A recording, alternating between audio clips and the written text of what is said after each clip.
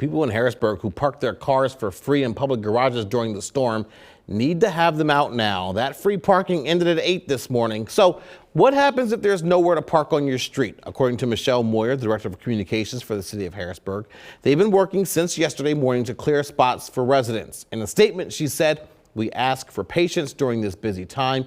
Harrisburg City Plows and other entities are working around the clock to ensure all of our residents can safely access and or park their vehicles on city streets." Now, we did just get this update from the city moments ago. Park Harrisburg and standard parking will not ticket in the city until 8 o'clock Thursday morning.